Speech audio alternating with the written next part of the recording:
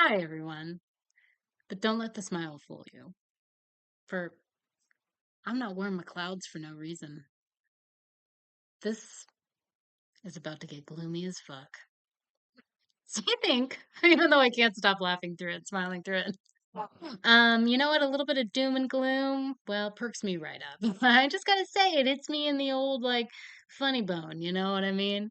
Um, but I think post lockdown, all of us can agree.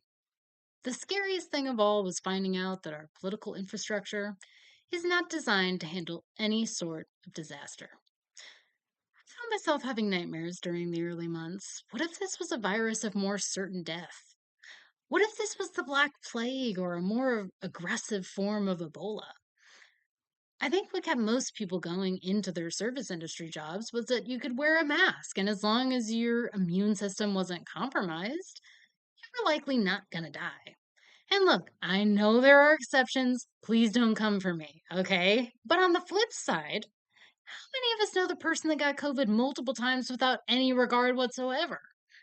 I'm still convinced that my dad is immune, or his oregano oil is actually a potion of miracles. He took no COVID precautions whatsoever as an elderly man, but religiously took that damn oregano oil every goddamn morning because he couldn't shut the fuck up about it.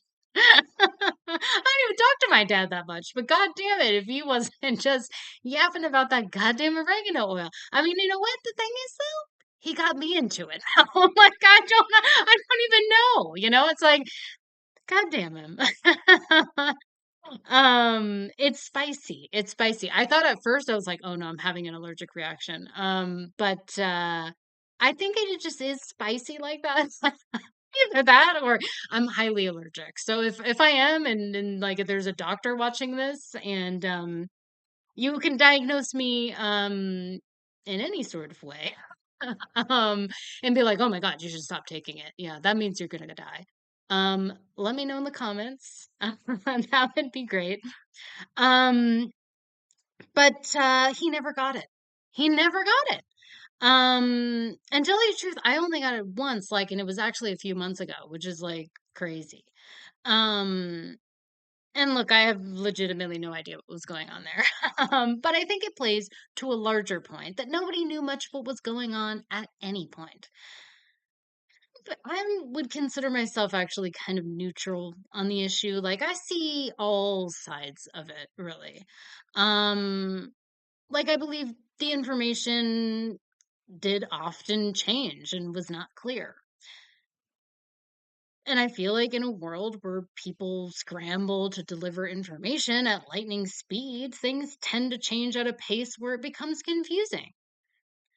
It's honestly much more trustworthy to say, we're still studying this, we're not entirely sure about transmission yet. We'll keep you posted when we have more definitive information. Mask up, take precautions in the meantime, do what you gotta do. However, I also think in a world where people scramble to form some ideology behind the delivered information also further complicates things. Mandates made people weary and overly sensitive. However, a best practice becoming law, but only kind of, gave too much wiggle room. The issue quickly became designated to two sides. And living in LA, I knew way too many people who wore masks, not because it was a nice thing to do, but because they wanted to be seen as one of the good ones. Others would go out sick without any regard to what they were doing. um, some would use the mandate wiggle room as a loophole just to be an asshole because a mask felt too much like cuckery. At first, vaccines stopped transmission, then they eased transmission, then they did nothing for transmission. Yet people had to be vaccinated to enter places. And look, all this to say, I'm vaccinated. I believe in vaccines. My dog's always at the clinic whenever they need their vaccines. I get mine. It's not like I'm against um vaccines and don't think they're important at all. But I also don't like being overly vaccinated. I haven't gotten a booster since the very first one. And I never get a flu shot. I want to build my immune system. Um, and I think it works for me. And it's like when I'm sick, I stay home, like I'm lucky that I have a job with sick time, so I'm able to do so. However, I think this has worked so well for me. I rarely ever get sick. Like when I worked at the school district, never got sick around little incubators of disease. I mean, it was just crazy. They were always sick. They were always sick, coming to my office, coughing right in my face. Man, like you kids have no manners. That's like you don't cough in a person's face like that. It's disgusting. You little snot-nosed shitbirds. um, and I guess kind of to sum it up in a like, I don't think that you could.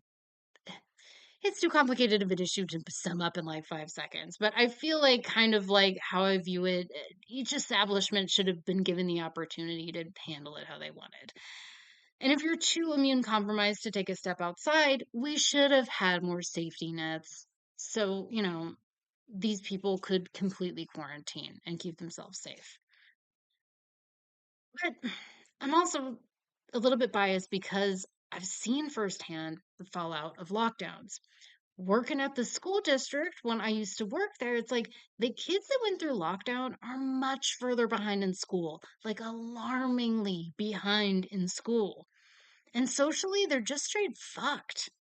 Online became their only social interaction. So online has become real life for them, which is horrifying. My group therapies that I did across grade levels consisted of two things: anxiety and friendship groups, teaching non neurodivergent kids how to talk to each other and socially interact. I actually did my master's research evaluation on it because it really bummed me out seeing kids wreck over things that should be fun. And these groups were so popular, there was a wait list. I had to add more. I was like a one woman show on it, but I had to like add more. Like, because the demand was that high. Not even just from the parents, the kids themselves. Like, and almost all social rules have been frayed. I go to the movies at least once a week, sometimes multiple times a week, because I'm super cool, and have lots of friends that want to hang out with me, obviously. But it's not an exaggeration to say that people talk at full volume. As I'm talking to you now, they vape, they use their phones, they take pictures of the screen. Um, every single time I'm there, theater full of these people. Um, and it's gotten to the point they will get mad at you if you dare to remind them you are in a shared communal place you have no right to individualize. People are just much more feral post lockdown. I think because we're all very aware that in a much more severe crisis, it's dog eat dog, man. Disaster is not a collective experience, but a time for much more potent individualism. Hoarding, divisions, all social etiquette completely eradicated. I saw people straight up steal groceries from an old woman when she asked for help. Sure, they grabbed the thing that she was too short and infirmed to reach. She put it in their own basket and walked off like she didn't even exist. And the comforts and luxuries of our lives have begun to erode because of our passivity and the continuing stagnation of any real policy to help us. And it could be because I live in a city, but walk around a pet store and it looks like an active apocalypse. No longer do they make treats for holidays, canned food for special occasions. The Santa Claus pictures that used to come in this cute little frame, now just take a picture with your phone.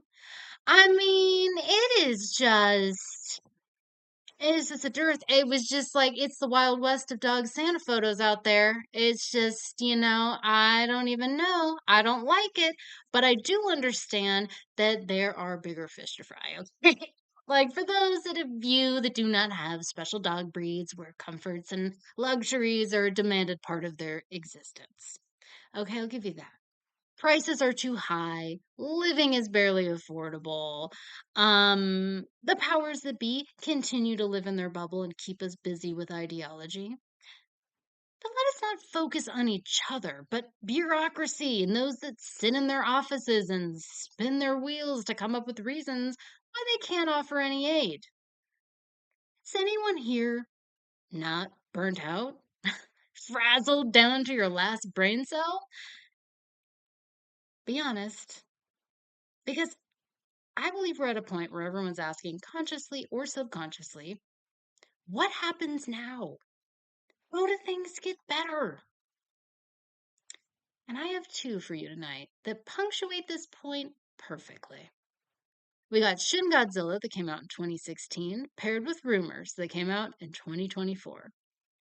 So I am especially excited about Shin Godzilla because I'm going to see the re-release this weekend. I missed it the first time around in theaters, and honestly, I can't wait. I'm just so excited. I encourage everyone to brave the audience of shrieking banshees to see this one because it's worth it. Okay, and I know a little bit of something about Godzilla. Let me tell you. Okay. I loved Godzilla as a kid. I loved all monster movies, kaijus, Godzilla, Mothra. Those were like the two. I mean, I loved them all. And it's like, and here's the thing. I remember like one of my very first sleepovers. I was like, I packed up my VHS tapes, because I was like, well, I know you watch movies at these things, so I'm gonna make sure that I'm totally stocked up on bangers and rock the fucking house. And it was met with a lot of what the fuck is this? But you better be joking because no, we don't want to watch this. Okay, like, excuse me, we're like 8-year-old girls. Like, this is not what we want to be doing. I even brought a camera though. Like the thing is like I brought Godzilla versus Mechagodzilla, which may be the best one. Okay, besides the original, like I think obviously. Um, Mothra. I brought some Planet of the Apes action. And I brought one of the cameras. I don't remember which one off the top of my head. That was extremely ludicrous because I was like, Grandma is a friend to all children. This is insanity. Like, God, how entitled do you have to be if a friend to all children? He flies, he's a big giant turtle, rip off of Godzilla, but great in his own way. I was livid. But you know what? The great thing I do remember about that is that after they all went to bed, I threw on a little bit of Godzilla versus Mechagodzilla, and I was watching it, and the girl's house I was staying at, her dad like came out and was like, "Oh, is everyone went to bed? What are you watching? What are you what are you doing?" And I was like, "Godzilla versus Mechagodzilla, probably the best Godzilla movie ever made." Like, and he sat down, and he watched it with me, and it was a lot of fun. It was a good memory. Um, but having said all that, obviously now you know.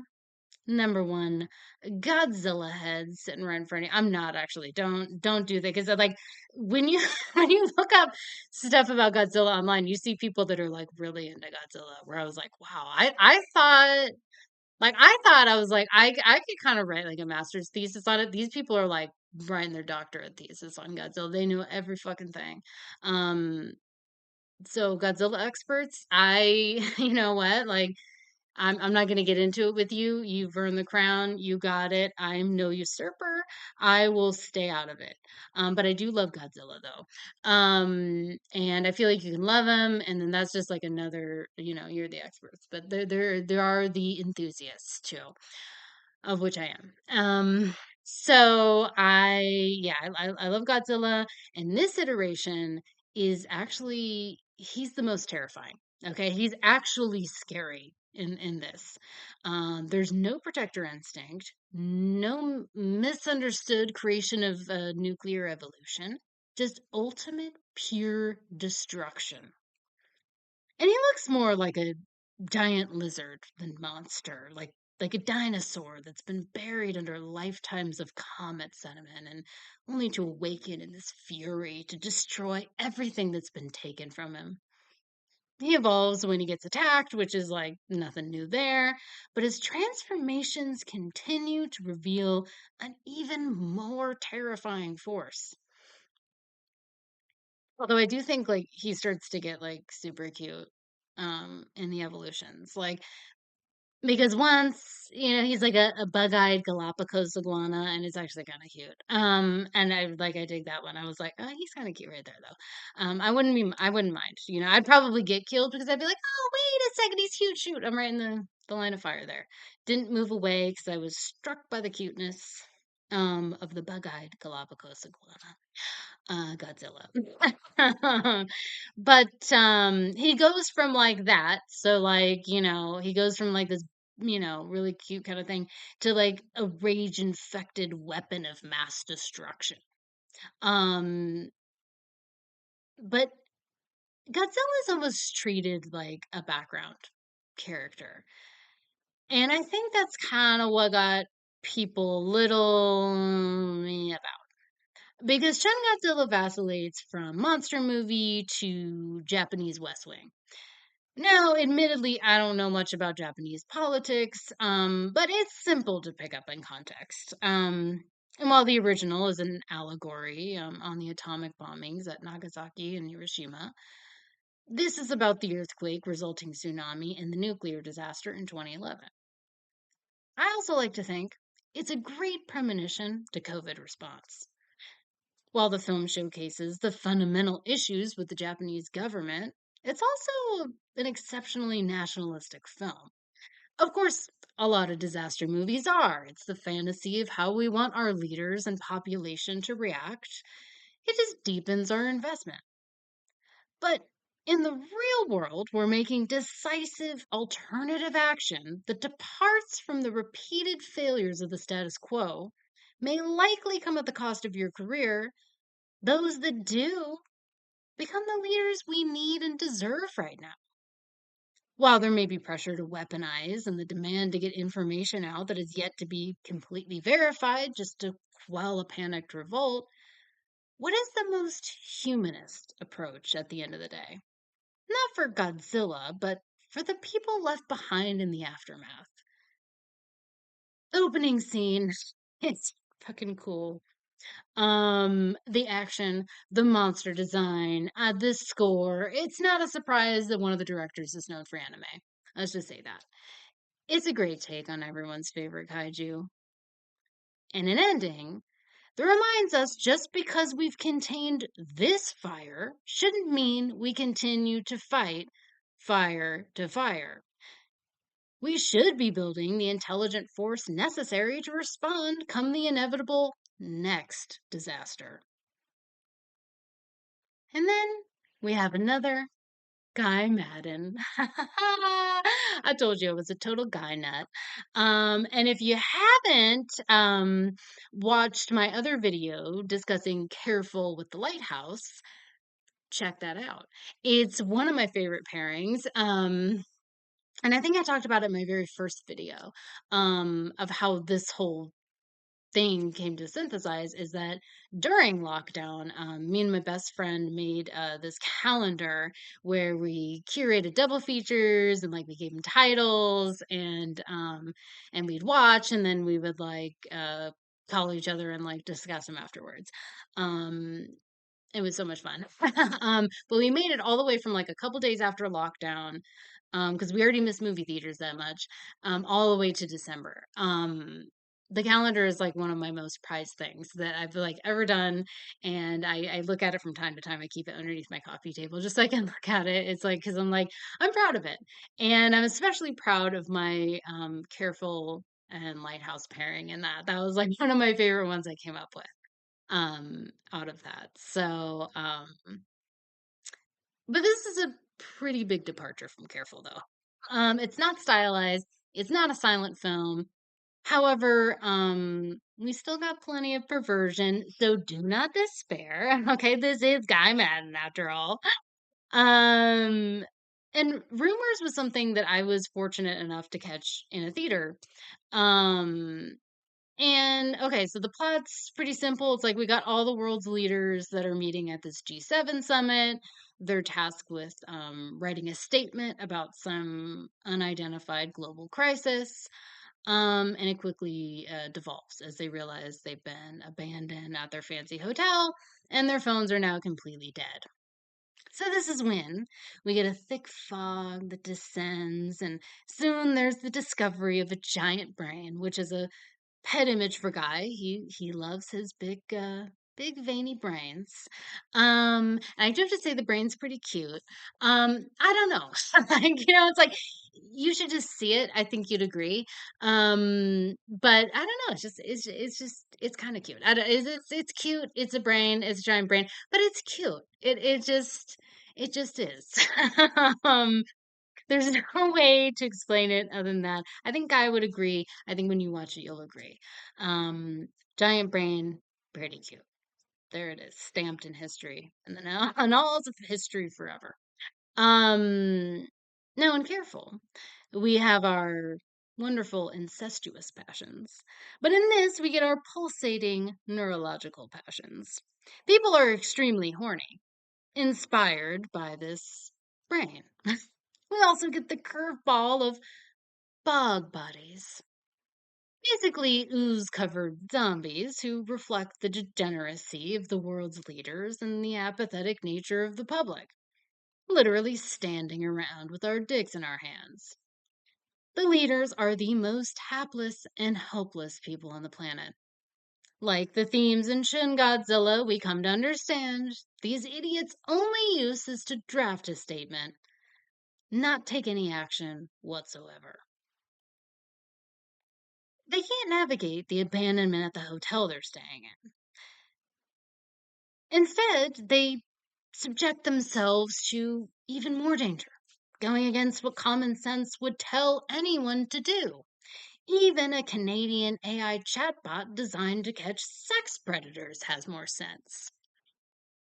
Now, with this, I'm not going to say anything else about it because I hope that it perked your ears up like, AI chatbot that designed to catch sex predators, you say? And a Guy Madden piece, you say? Hopefully that caught your interest. Because you know what the real thing is? I don't know how I could put into words how great that is in the film. So I'm just gonna let it speak for itself. um, but I consider this a great Guy introduction. So even if you haven't seen any other Guy Madden, I think this is a great introduction. However, I do think the inclusion of some A-listers like Kate Blanchett, had people thinking this was going to be some like biting political satire instead of a very off-putting and bizarre dicking around. But that's the Guy promise, baby. That is why he's my guy. And at its core, is not too far from reality. You know what? I even kind of hope that the world ends with cyanide pills and bug people masturbating into explosion. So that we have it, my lovers. Gather your friends and bear witness to the end of the world. Whether death by Godzilla, government incompetence, a high focus, dead set on destruction, or a combination of all three, this world is coming to an end. My only wish is that we finish in such a cinematic, cataclysmic conclusion as these boys have for us here. And if anyone has a crush on me, better tell me now. And if you're a hot dad, tell me even sooner. Take care of yourselves, everyone.